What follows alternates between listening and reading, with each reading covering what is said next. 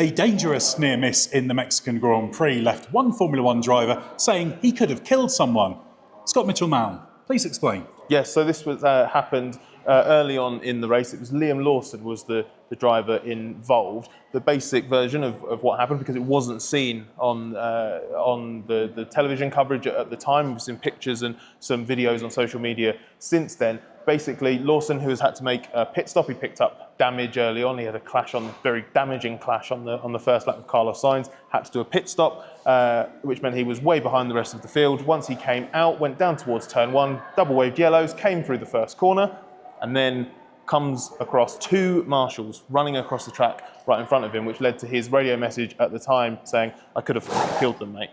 Yeah, and absolutely nothing Liam Lawson did wrong. He was doing exactly what he should be and did a good job to respond. But clearly, there should not be marshals on the track when there's cars coming past, Scott. So what do we know about how this situation arose? Yeah, exactly. So as I said, Lawson was in the pits, which is the key thing to understand. Essentially, because the FIA has given an initial statement about this, but as we're going to get into, doesn't actually understand the key thing that led to the incident occurring. Basically, there was debris at turn one at the apex of the corner. We know that was from the Sainz-Lawson clash. So on lap 3, marshals were alerted and they were placed on standby to enter the track and recover the debris. Placed on standby is the key part there, because basically what they were told is that they would be allowed to do this once all cars had passed turn 1. Now, because the train of cars had passed turn 1, what seems to have happened is those marshals have then gone on to collect the debris. But because Lawson has pit, he is detached from that group of cars at the back.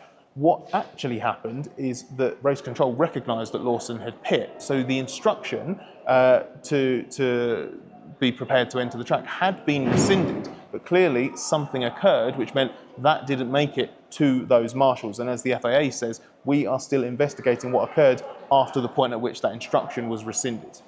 And clearly a very serious incident, and the FIA will be very rigorous in terms of making sure this doesn't happen. But it should not happen, should it? We have very occasionally seen these sorts of incidents. 2019 Monaco Grand Prix, when Sergio Perez was coming out of the pit lane just after a safety car. There was a near miss then, and that was addressed. That was a slightly different set of circumstances, but similar outcome, and obviously huge safety concern, because marshals being hit, even if a car's at reduced speed, can have tragic outcomes. Well, this is it. Like for those that think that Lawson's exaggerating with that radio message, and he doubled down on it afterwards. He said, honestly, I couldn't believe what I was seeing. It's pretty unacceptable. It really can't happen again. And he's right. You could do immense damage. Could it be as grave as what Lawson said? I wouldn't really want to speculate on that, but you want to avoid it at all costs.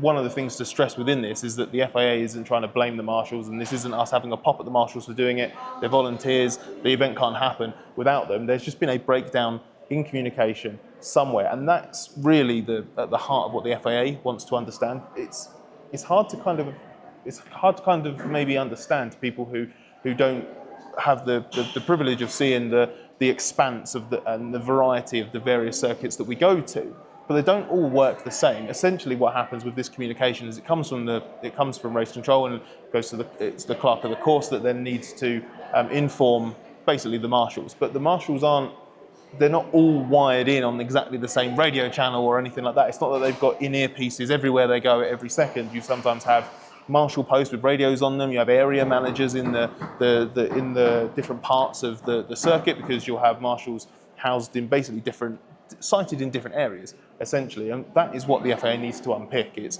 right, what exactly happened in terms of where was the breakdown? Why did two marshals go on track when the instruction had been rescinded?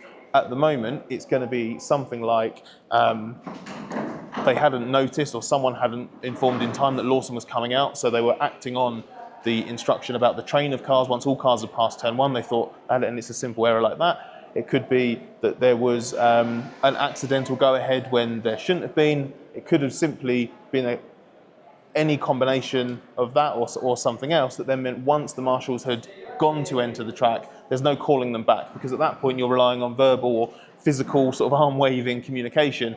And as sophisticated as F1 gets, we don't have something in that scenario that can suddenly wind it back, and that's why you end up with a near miss. And thankfully, it wasn't worse. It's a surprise, really, this sort of thing doesn't happen more often, or rather it tells you how well organised all of this is. I've stood trackside, you see how these marshal teams work and work together in the communication. It's absolutely first rate the world over.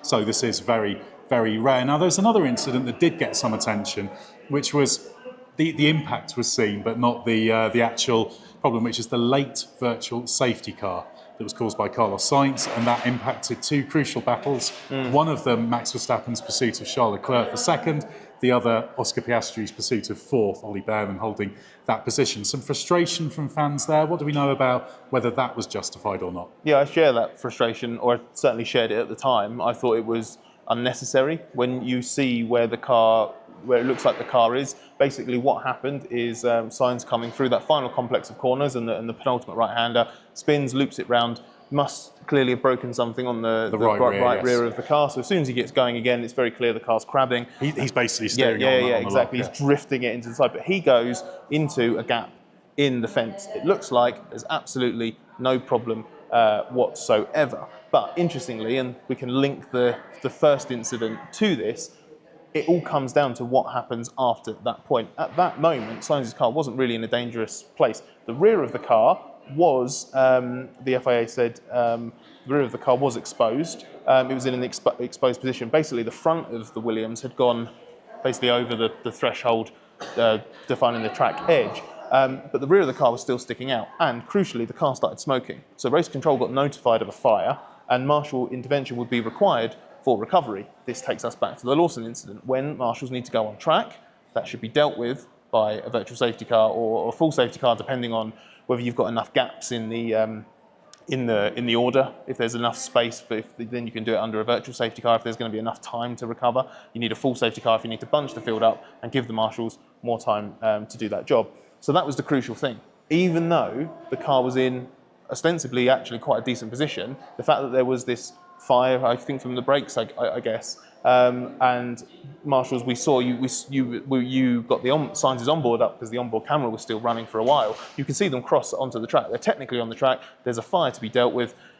So yeah, it looked a bit unnecessarily severe as an action, but they were actually right in doing it.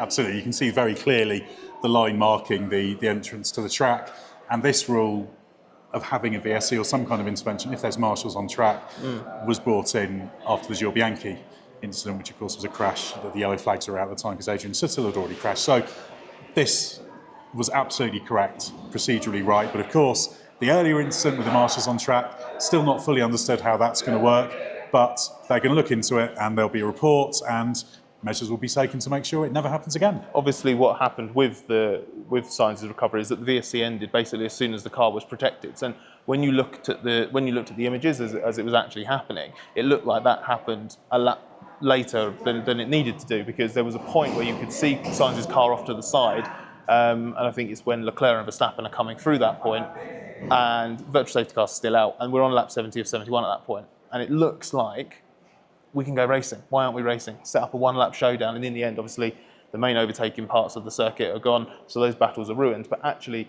and I think this is probably telling of what people kind of recognise, that the FIA probably would have just played it safe and wouldn't have just done it for the sake of doing it because it spoiled a grand finale. Actually, the parties involved don't feel too wronged at all.